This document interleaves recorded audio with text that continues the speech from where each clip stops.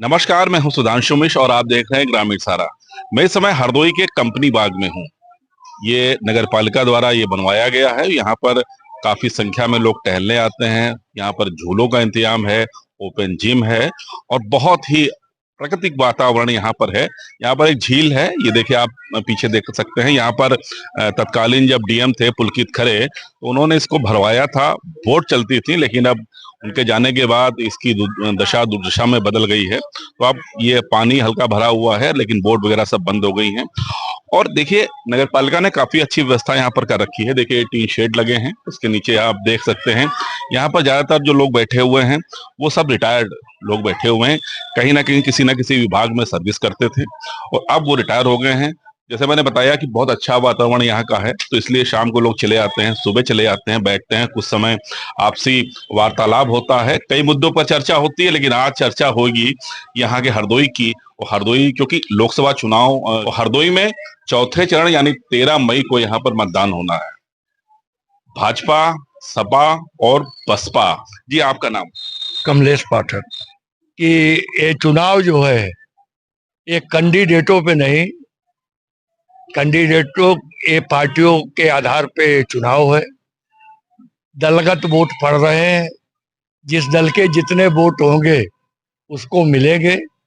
यहाँ पर मोदी और योगी के नाम पे दोनों कैंडिडेट है। हमारे मिश्री को यहाँ पे बहन जी के नाम से भीमराव जी अम्बेडकर चुनाव लड़ने आ रहे हैं और इंडिया या सपा की दम से उषा वर्मा लड़ रहे हैं। तीनों को शुभकामनाएं हमारी तरफ से। अच्छा, कितना आप लोगों से मिलते रहे, जनता से कितना मिलते रहे? कभी आपने उनको क्षेत्र में देखा? क्या रहा? क्या हमें हंसाओगे? नाम आपका है? मेरा नाम उमेश राव मिश्रा। अच्छा, ये बताइए कि हरदोई में किस तरह का विकास आप देखना चाहते हैं? लेकिन सबसे मेन जो समस्या है यहाँ पर, किसी भी तरीके से युवाओं को विकास करने के लिए मतलब न स्वरोजगार का और न ही रोजगार का कोई चांसेस नहीं है। किसी भी तरीके का कोई इंडस्ट्रियल एनवायरनमेंट नहीं इधर डेवलप किया गया जिससे कि रोजगार मिल सके और युवा उसे व्यवस्थित हो। मोदी सरकार काफी योजनाएं लाई हुई है, तो इन योजनाओं में आप सबसे अहम योजना किस कौन सी मानते हैं? मैं रामपाल पांडे, रिटायर्ड शिक्षक बोल रहा हूँ। मोदी जी के कार्यों की मैं सराहना करता हूँ। एज ए पीएम और the leader of the BJP, he is the best person. मगर समस्या ये है कि व्यक्तिगत यहाँ तक कैंडिडेट का सवाल है। सभी स्लीपिंग पार्ट वाले हरदोई में रहे हैं, चाहे वो उषा वर्मा जी रही हो और चाहे वो जयप्रकाश जी रहे हों। प्रश्न ये है कि कोई अपनी जिम्मेदारी समझता नहीं है। और मैं तो कहना चाहता हूं कि नेता लायक हैं ही नहीं। जब आदमी ये बंटवारा करने लगता है कि ये तो म्यूनिसिपैलिटी के क्षेत्र में आता है, ये एमएलए के क्षेत्र में आता है, ये एमपी के क्षेत्र में आता है। पब्लिक को तो विकास चाहिए, चलते वक्त उसके ठोकर न लगे, कम से कम ऐसी गली तो दो। ये पोजीशन है। और ये चुनाव जिसके संबंध में आप थोड़ी जानकारी कलेक्ट कर रहे हैं, ये तो शुद्ध देश की राजनीति का है। तो उस बाबत में मैं उनको बेस्ट समझता हूँ। मोदी जी को पार्टी के बेसिस पे उनको सपोर्ट करना, चाहे वो अशोक रावत हो, चाहे जयप्रकाश रावत हो, कोई भी हो। और बीएसपी का तो candidate he is unknown for me. देखिए, इन्होंने बहुत अपनी बात रखी और हमारे संग और भी लोग यहाँ पर हैं। बाबूजी, क्या शुभ नाम आपका है? मेरा नाम राजेंद्र कुमार। किस विभाग में थे आप? मैं पुलिस विभाग से रिटायर्ड हूँ, सब इंस्पेक्टर से। अच्छा, पुलिस विभाग की बात करते हैं। हाँ। कितना सुधार देखने को आपको मिल रहा है? वर्तमान में योगी सरकार है या जो मोदी सरकार है? नहीं, सुधार तो हमारे पीरियड से आज तक बहुत हुआ है, समझे। बहुत हुआ, वेतन में सुधार हुआ है, सुविधाओं में सुधार हुआ, समझे।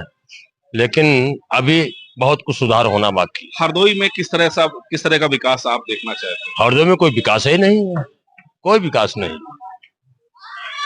क्या समस्याएं हैं आप समझते हैं? चारों तरफ समस्याएं, बेरोजगारी है, भूखमरी है, क्या नहीं है यार, अशिक्षा है। अच्छा, केंद्र सरकार द्वारा कई योजनाएं लागू की गई हैं, उनको लेकर क्या कहेंगे? हो सकता है वो कागजों में चल रही हो, धरातल पर तो मुझे नहीं दिखाई पड़ रही।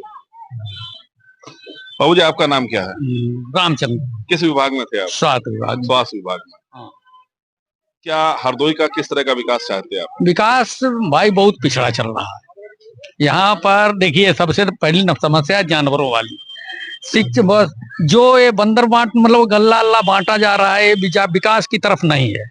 विकास तो जब हो जाए शिक्षा स्वास्थ्य इनके बजाय इन पर खर्च किया जाए तो सारी जनता को लाभ मिले इससे, और हमारे बच्चे जो बेरोजगार घूम रहे हैं जब पढ़ लिख करके वो आगे बढ़ेंगे तभी देश की उन्नति होगी। देखिए तभी देश की उन्नति होगी जब जब बच्चे जो पढ़ रहे हैं और जब वो पढ़ लिख के उनको रोजगार मिलेगा तभी देश भी और परिवार का भी उन्नति होगी। बाबू जी क्या नाम आपका? टी.आर. हंस।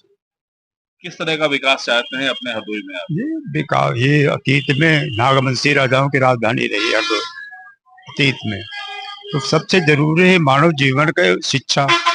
शिक्षा की ही व्यवस्था गड़बड़ है। अमीरों के लड़के कॉन्वेंट में पढ़ते, हमारे बच्चे कटोरी बजाने वाले स्कूल पढ़ते। एक शासक वर्ग है, एक शासित वर्ग, दो तरह की व्यवस्था बनाई जा रही है। रोजगार है नहीं यहाँ। विकास के नाम पर नदी खड़ंजे कूदे जा रहे हैं। लोगों को शराब पिलाने के लिए 2000 रुपये दिए जा रहे हैं महीने, गल्ला दिया जा रहा है, बेवकूफ बनाया जा रहा है। काहिल हो रहे हैं वो लोग, काम करना नहीं चाहते। अरे किसी खाने को देंगे, शराब पीने को पैसे देंगे तो क्यों काम करे? ठीक है। तो ये देखिए सभी ने अपने अपने विचार रखे यहाँ पर हैं और कई समस्याएं लोगों ने अपनी बताई, कुछ लोगों ने राय भी दी है कि किस तरह से विकास की परिभाषा क्या होनी चाहिए, किस तरह का विकास होना चाहिए। तो कुल मिला के जो हरदोई की जनता क्या बोल रही है वो आपने सुना और आप खुद निर्णय लीजिए कि हरदोई में किस तरह का विकास होना चाहिए।